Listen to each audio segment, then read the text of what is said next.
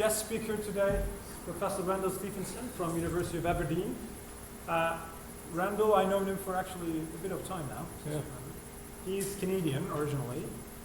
He held positions in Geological Survey in Canada, ANU, Australia, and Netherlands, and Free University, and he's been in Aberdeen since when? 2010? 2009. 2009. Well, Randell combines geology and geophysics. For those of you who are undergraduate, this is a way to combine the things. So he's a geodynamicist, and he's been doing work in Southern Europe heavily, in Central Europe, and the Arctic itself. Major his work contributions are coming from the Arctic lithosphere analysis. So I don't want to speak too much, but I'd like to welcome Randell first. Thank you.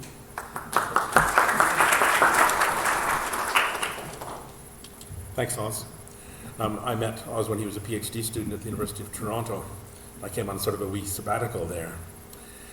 And around that time, we were just finishing up a book which is called European Lithosphere Dynamics that I wrote with, I edited, I should say, with a guy whose name is David G., who was one of my mentors. But that was because of a European Science Foundation program called Europrobe that mainly took place back in the 1990s that I was very heavily involved in, and that book was sort of the culmination of that. But one of the key persons that I met during those years in the 1990s was a person whose name was Peter Ziegler. Peter Ziegler died a few years ago now, but he spent a career with oil companies, mainly with Shell, and published a series of atlases of sort of paleogeography and paleotectonics of Europe, but also on larger scales as well, back in the 1980s and early 90s.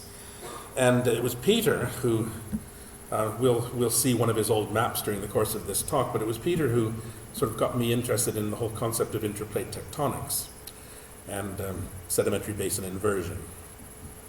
And that led to a great deal of the things that I've done during my career, including, I put this figure up.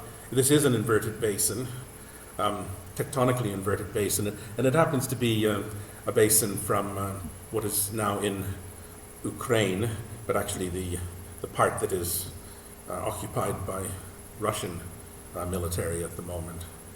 And what you see there is a very thick sedimentary basin, but later on in its life, many millions of years later, many tens of millions of years later, around the end of the Cretaceous, in fact, it's been squeezed and shortened as a result of that tectonic pressure and compression.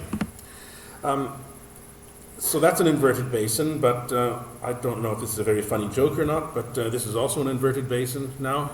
That's the proper inverted basin, Oz. I can see it wasn't a very funny joke. Anyway, this is this is the sort of classic, what I consider to be a really beautiful example of what really is an inverted, of what people refer to when they talk about inverted sedimentary basins. And what you see there is this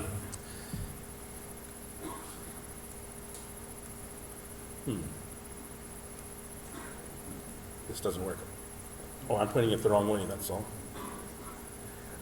This is just basements or labeled pre-rift, but on top of that we have a syn-rift sequence. So these are sedimentary, this is a rifted sedimentary basin formed in an extensional environment, and you can see that this was a normal fault, syntectonic, synkinematic, sometimes referred to fault, because the syn-rift sediments on that hanging wall side of the fault is a lot thicker than the equivalent syn-rift sediments on this side of the fault, on the footwall side of the fault. So clearly this was a fault that was actively forming as a normal fault during the rifting stage.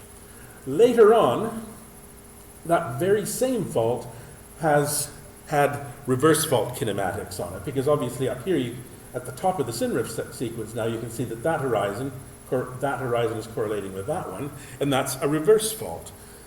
Down here, you can still see the kinematics of a normal fault. So that's what inversion, where that term really came from originally. This is inversion, or structural inversion, basin inversion. Originally a rift fault formed in an extensional environment, later on changed its shape into a compressional, because of compressional tectonic forces. And during the compression, we also get some additional contribution to sort of basin subsidence, and obviously it's going to affect the ultimate basin architecture of this system. So we get these sediments deposited during the inversion sequence during the inversion phase itself as a result of this morphology that's formed during the compression. So that's the sort of textbook view of inversion. I chucked this. I was originally going to put in some more examples, but I don't have that many examples in the talk anymore. But I thought that since we're pretty close to the Black Sea here, I might just add one example of inversion from a real site, and that maybe the Black Sea would be an interesting one for you guys.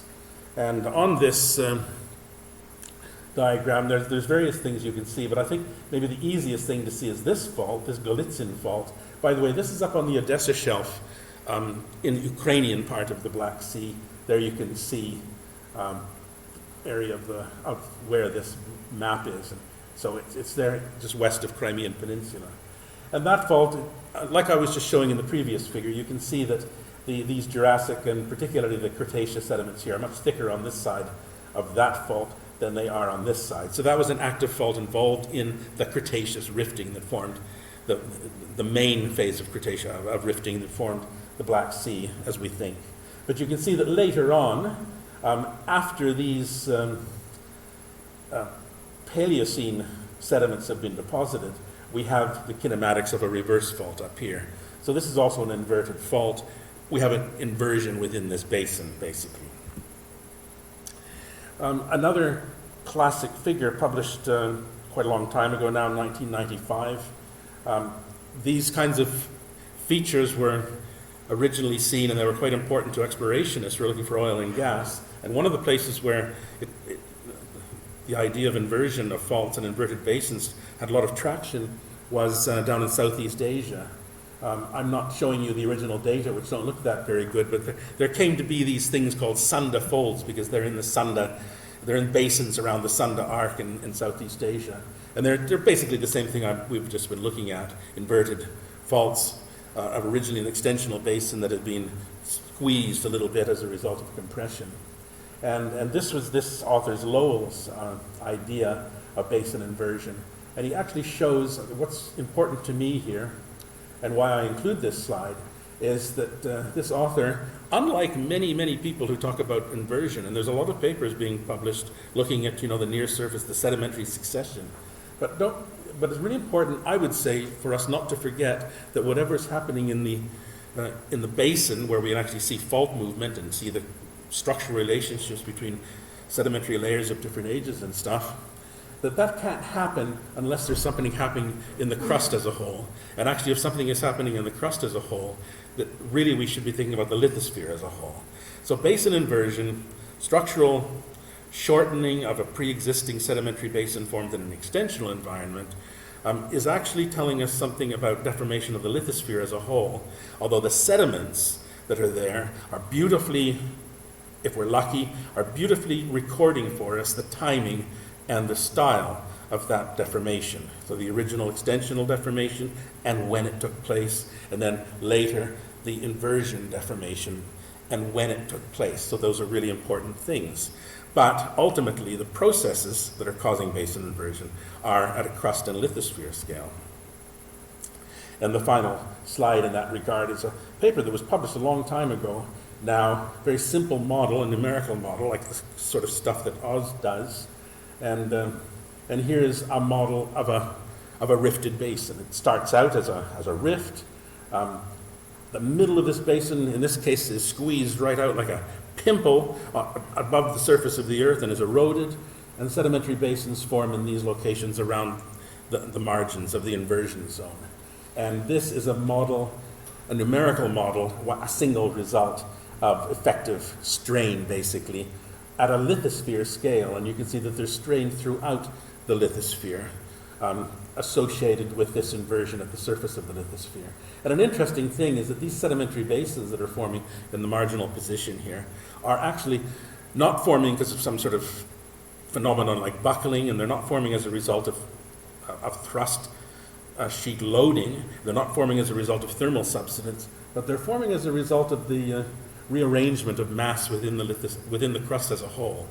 And in order for the whole system to stay in isostatic equilibrium, we tend to get a bit of additional accommodation space forming on the margins of inversion zones. So, we have basins formed as a result of extension, and then we squeeze them a little bit shut as a result of compression later on as the tectonic setting has changed. So I thought I would just slide in here. I don't think things have changed too much since this textbook of Giorgio Ranalli that was published, which is called Rheology of the Earth. And he just listed these as the basic sources of stress, because that's what ultimately we need to be interested in, is where's the stress coming from that are causing these things to be happening. So probably you guys all know this, but slab pull, just the negative buoyancy of the cold, hot, subducting slab is pulling lithosphere and will propagate stresses into the lithosphere. There's shear resistance at subduction zones and strike-slip faults. That is going to contribute to the state of stress, but probably fairly locally.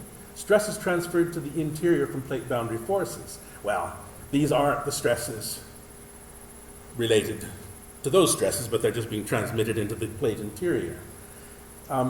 Horizontal gradients of lithospheric potential energy. If we just have different thickness of crust and different thickness of lithosphere, or lateral changes in density as a result of temperature changes, then all of those things cause stress, because it's not hydrostatic situation. There has to be stress in order to maintain those non-hydrostatic structures within the Earth. And this turns out, what I'm going to show you later on, is that actually most of the state of stress of the lithosphere on Earth, in my opinion, and I think it can be demonstrated, but as always the Earth is a little bit complicated, is mainly this coming from this. And that, if anybody's familiar with this, the idea of ridge push, the hot ridge and the topography of ridges in mid-oceanic settings, that would be part of this horizontal gradients of lithospheric potential energy. There's also horizontal gradients of pressure variation at the base of the lithosphere. This is what we might refer to as, whoops, I've got the wrong,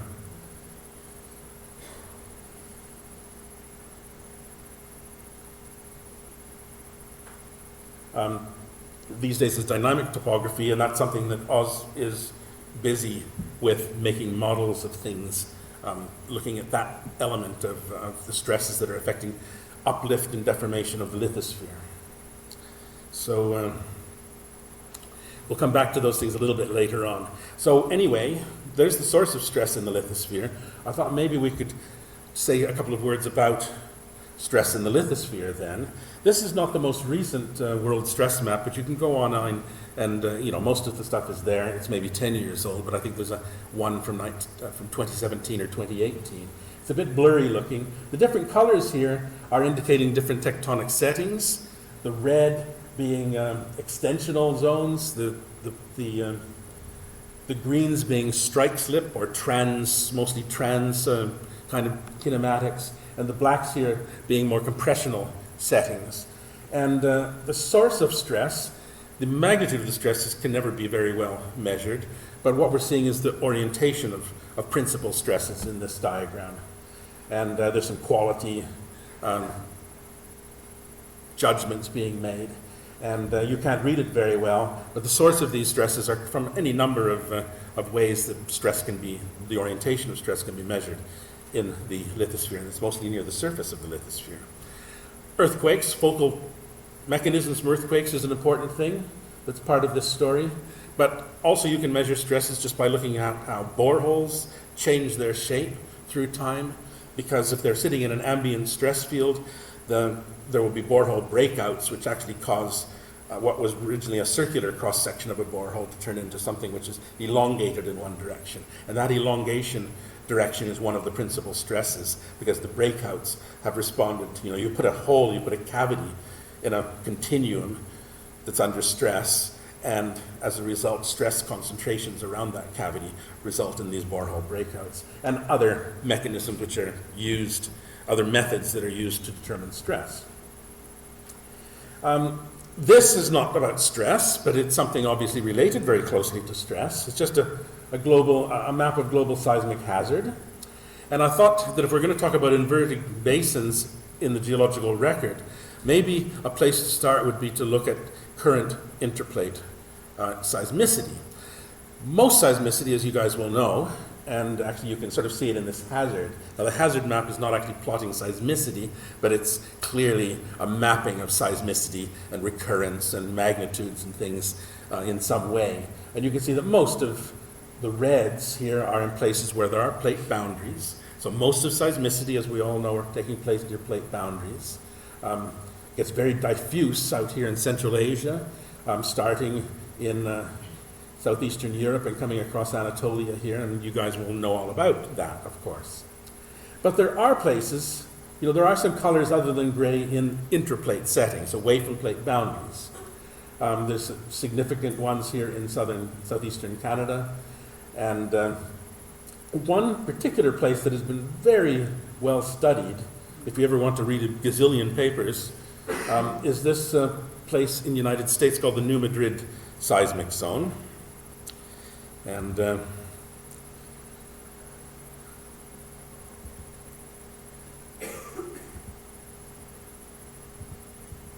yes, so I've just put a circle there where it is. This is the same thing at the scale of the United States, and you can see that seismic risk is quite high there. So there's been some pretty big earthquakes in that place, and there's lots of people that live around that place. So the United States Geological Survey and many others have studied that thing quite a lot.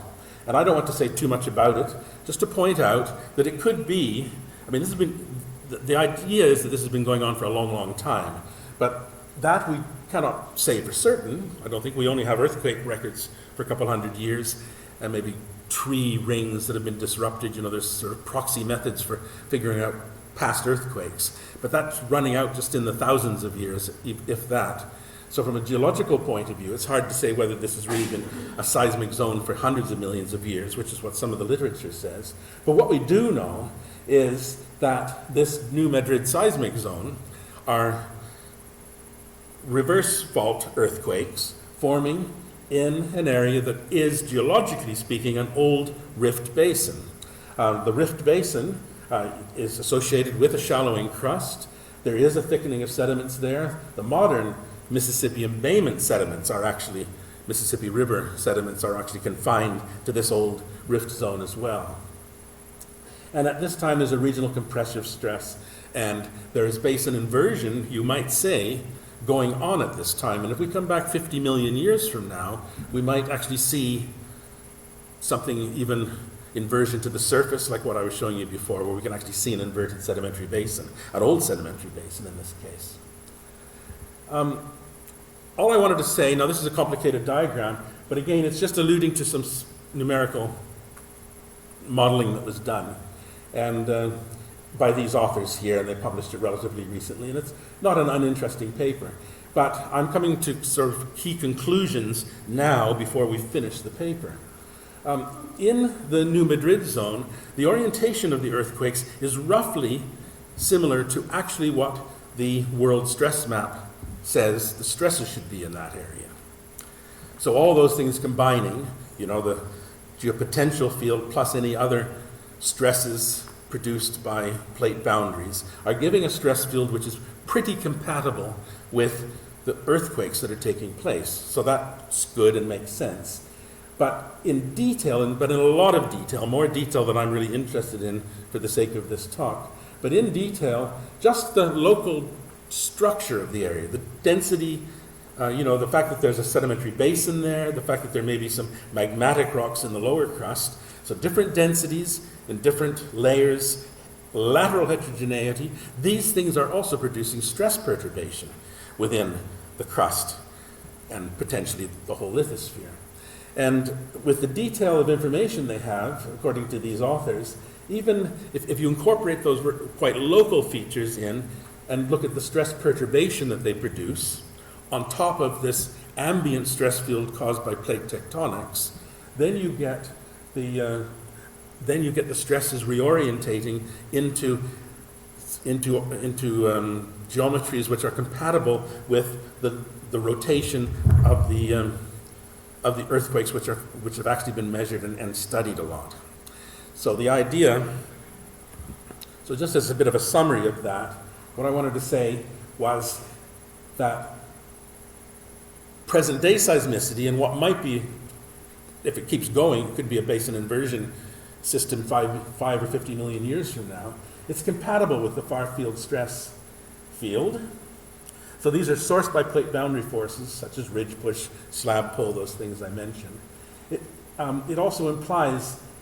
must also imply that there's a rigid lithosphere responding elastically to those stresses. So this is something that comes up in the literature. If we've got, the fact that we've got stresses in the middle of a plate, on Ranalli's list he mentioned processes of propagating stresses into the lithosphere. That means that there is some element of elasticity in the rheology of the uppermost lithosphere, presumably, that can be important at relatively short time scales. Now, obviously, the lithosphere and the whole Earth is quite elastic at very short time scales. Otherwise, we would not have seismic waves propagating around, and they're elastic waves. From a geodynamics point of view, elasticity is something that happens in the coldest, strongest, most brittle part of the lithosphere. But depending on the time scale of when the stresses are being applied, the lithosphere may begin to respond not elastically, but more ductilely. The general idea about intraplate earthquakes, and ultimately, as we'll see in the geological record, basin inversion and other intraplate deformation structures, is that there should be elastic stresses being instantly propagated into the Earth. Elasticity has no time dependency, so effectively we have stresses being formed at a plate boundary.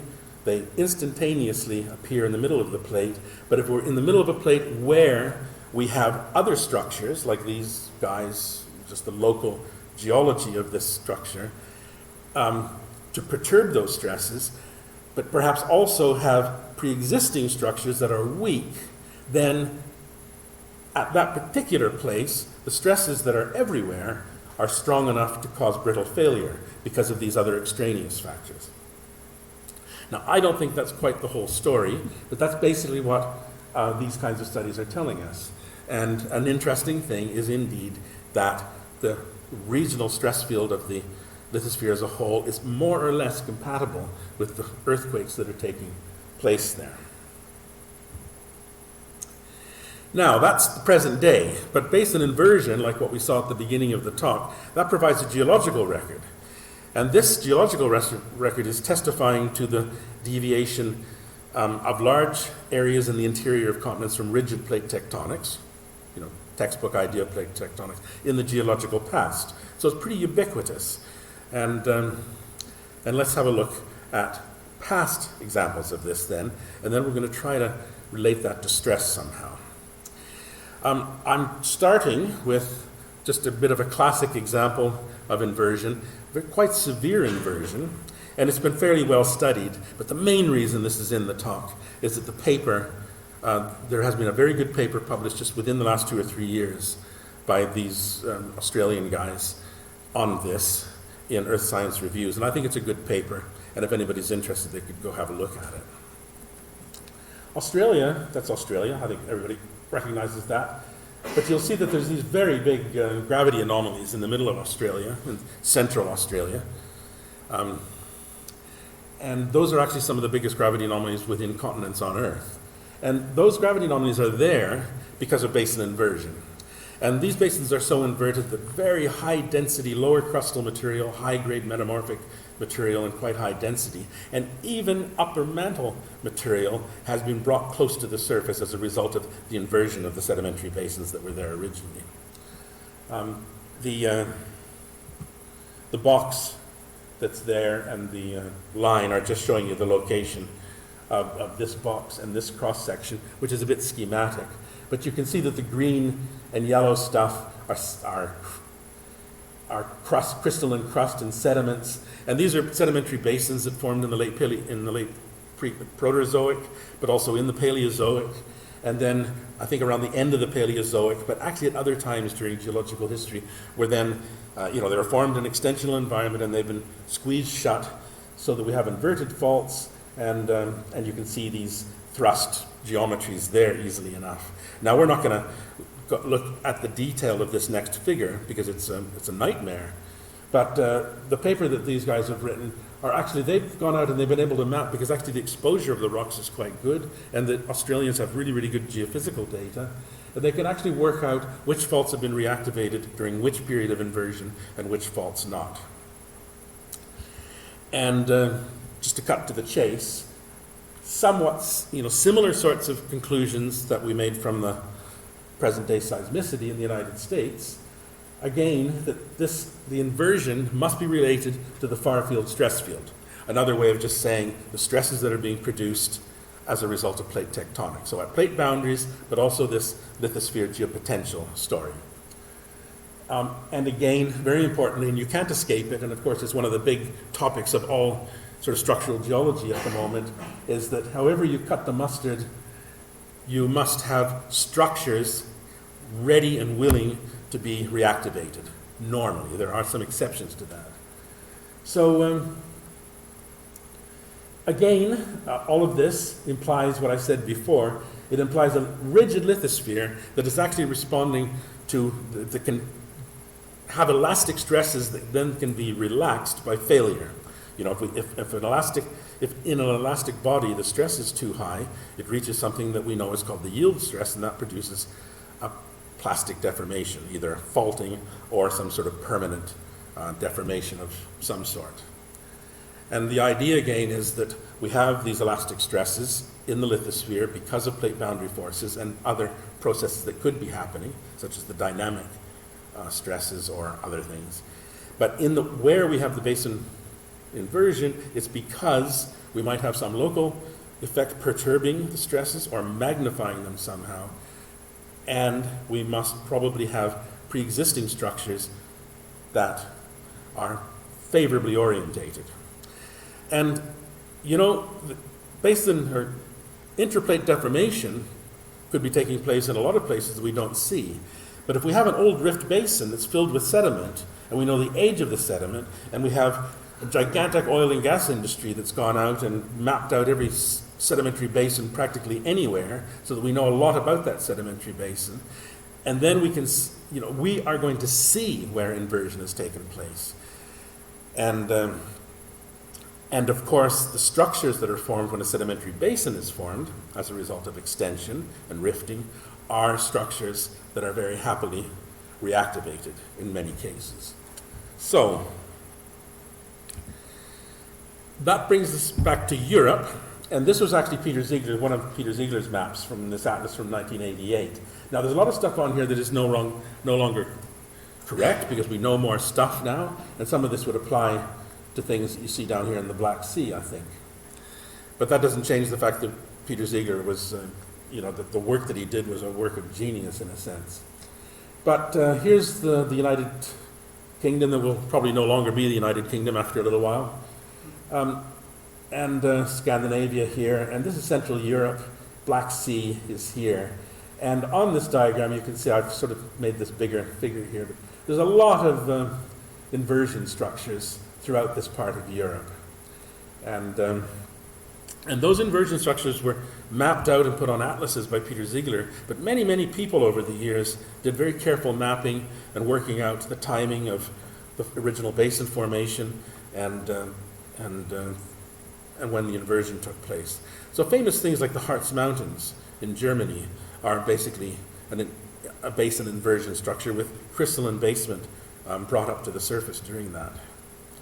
This diagram is a little bit complicated looking. Again, you can see England here, the Netherlands is in here, and if you read that, what you see, this is Denmark. These are inversion structures on the European continent. The thickness of the late Cretaceous to Danian epicenters, so that's the earliest part of the Cenozoic, are the yellow to brown colors, that's these guys, increasing to about 1,500 meters.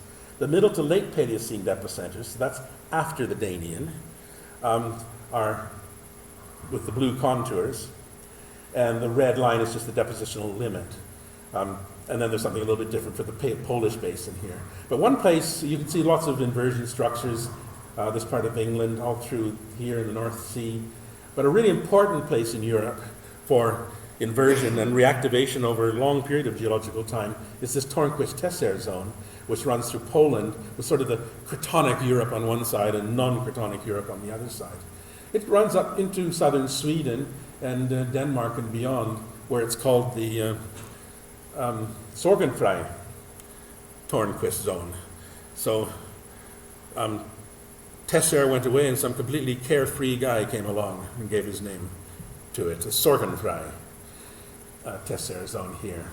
So what we're going to do is we're going to just look at some cross-sections of the Danish Basin. Where's the Thor suture? The Thor. The Thor? Yeah. The famous Thor suture. The Thor I think profile? Yeah. I don't know. I think it was over some remote in Sweden. I think there's some deep seismic lines going through here, and Babel comes down through this way. Or is it a suture or a line? They said it was a suture. I don't know where it is then. Oh, is that the Hans Tubo thing?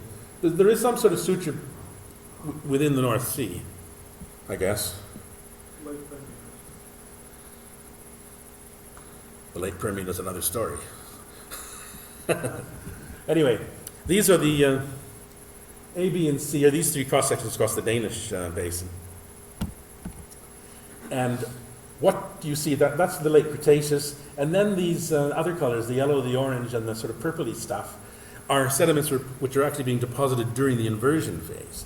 So we had a rift basin, basically, but this is quite severely inverted. So the main inversion is over here. That's the Tornquist zone, or the Sorgenfrei zone, and that arrow is signifying that all this stuff is going up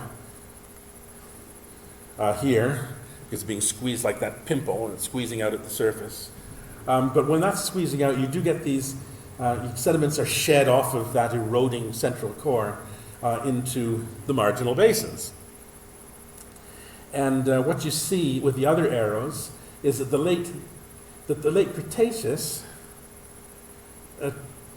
to early Danian depicenters, which we saw in the previous map, tends to be over here, close to the inversion zone. But the earlier depicenter, pre-Danian, or pre-post-Danian, is out a little bit further away. And this was something that we worked on with my colleagues at Aarhus University in Denmark some years ago, I guess some time ago now. But if you, it turns out you can very, very carefully date these sediments using nanoplanktons and other things. So actually this guy, Eric Thompson, was a palynologist and micropaleontologist, and so he did the nanoplankton zonation and looking at the shift of depicenter. And it turns out, so these are our three profiles, A, B, and C, that if you hang the pre-Danian sediments, you've got this shape in all three locations. But immediately after that 62 million years, basically, it's nanoplankton zone. It's at the end of this nanoplankton zone 5. The depicenter shifts out here. So this, geologically speaking, is sort of instantaneous. This depicenter has taken place, this shift of depicenter has taken place within 100,000 years or something like that. It turns out that you can make a model of this again. We're going to shoot through this a little bit. One thing of interest is that at that very same time, at 62 million years, there's a lot of other things happening in this part of the world, having to do with magmatism associated with what people consider to be the Iceland plume, for example, but there's sort of second-order changes in sedimentary sequences in the North Sea and the North Atlantic and North Atlantic basins at that time as well. So there were different things happening on a regional scale. And what we did was use a simple numerical model to investigate why this sudden change took place at 62 million years. And at the time, without showing any paleotectonic map, the Alpine Tethys boundary at the southern part of Europe was active collisional or convergent zone, at least, although there may have been some sort of extensional settings within that convergent zone. But also at exactly 62 million years is supposed to be the time that the Iceland plume has reached the base of the North Atlantic and will cause the North Atlantic rifting to produce the North Atlantic Ocean. So the North Atlantic Ocean did not exist yet at this time, but it is postulated by many that it's the plume arrival at this time that has caused the North Atlantic Ocean to form. But actually, without going into, I won't show you any modeling results, but the results of that modeling was that actually this geologically sudden shift in sedimentary depicenter can be explained by strong stresses coming from this plate boundary. So those stresses coming from the alpine plate boundary were producing stresses within the lithosphere of Europe, Eurasia, and causing the inversion in the first place because we were reactivating structures in the basement. But something happened suddenly to super relax, to relax those stresses which were being renewed at the plate boundary so that they went away entirely. And the hypothesis was that that was actually the rupturing and the formation of this plate boundary between Greenland and Eurasia. So not an Iceland plume, in other words, but actually very high stresses within the European plate. And when that happened at 62 million years, so it's an elastic failure of sorts, in part at least, but it geologically happens very quickly, and that produces this very geologically quick response of changing basically the mechanical equilibrium position of the sedimentary basins associated with the Sorgenfrei-Tornquist zone.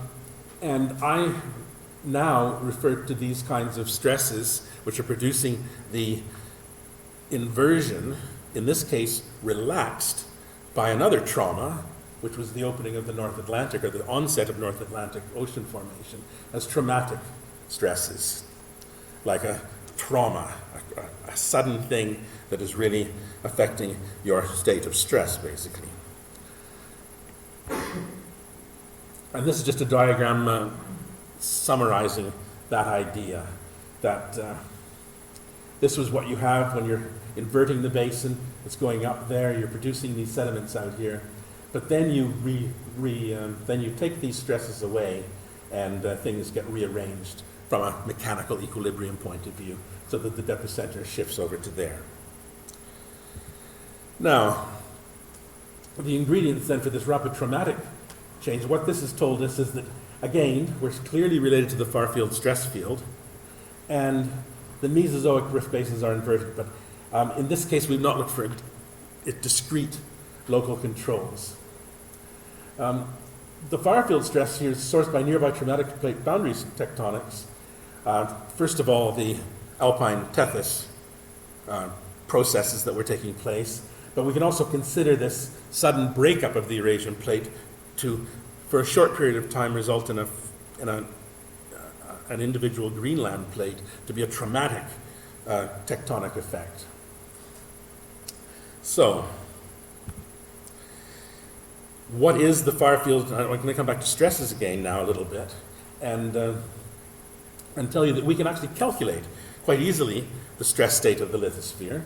And if you read this up here, the model, what we're looking at are computed, so modeled stresses on a shell kind of model. But only the stresses caused by lithospheric stress, only the stresses caused from potential energy variations.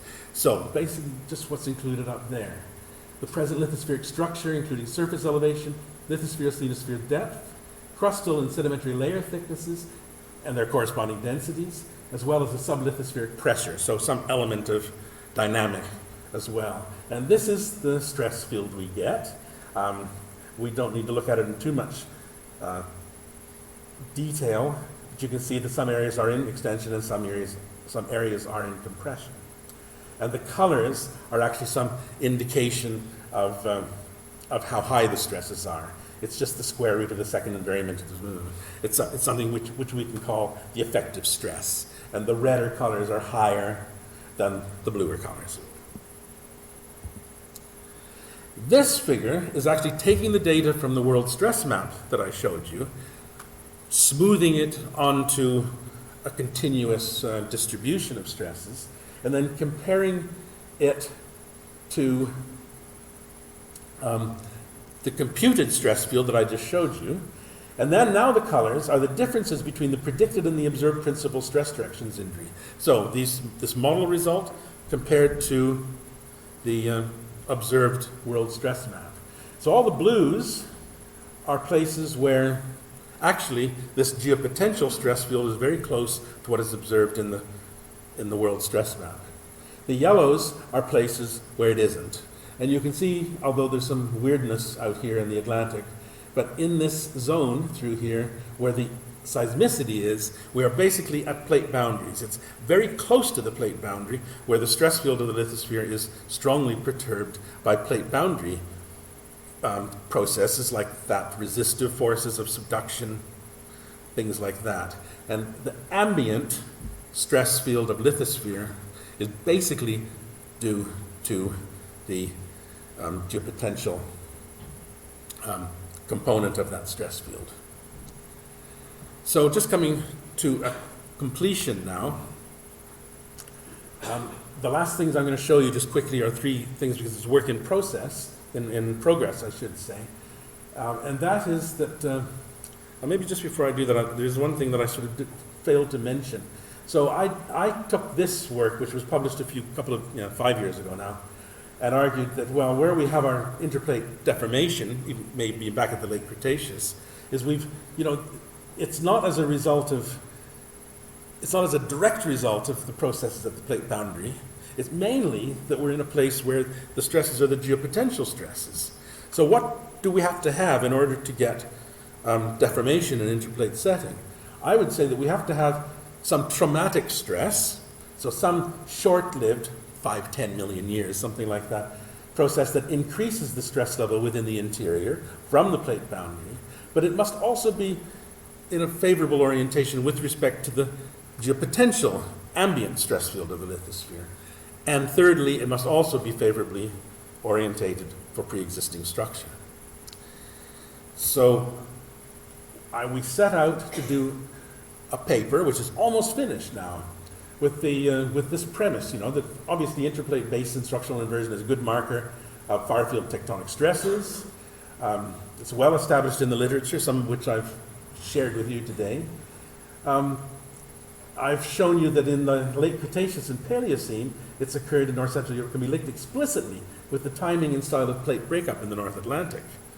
A pretty important thing. So maybe we can learn more things from this. So the question was, can other periods of interplate tectonics, marked primarily by structural inversion and initially extensional sedimentary basins, because we have the timing, we have sediments, we have faults, we've got seismic, we can see when things happened, how it happened, the style and timing of deformation.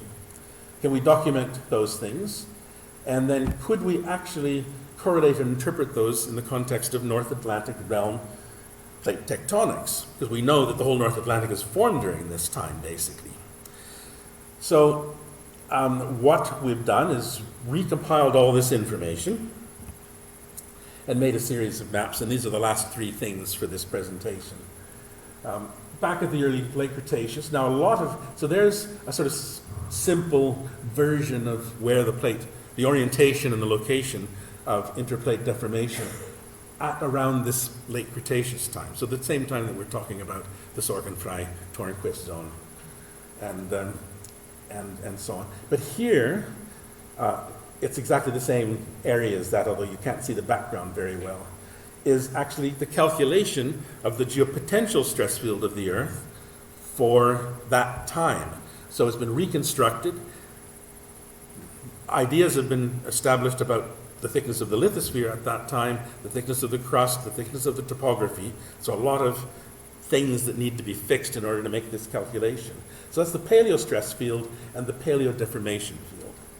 Now, I'm not going to read every word there, but I decided to just write down three things. So the highlight of this late Cretaceous, late Paleocene, early Paleocene time of inversion, which is the one I've been talking about in Denmark and Central Europe.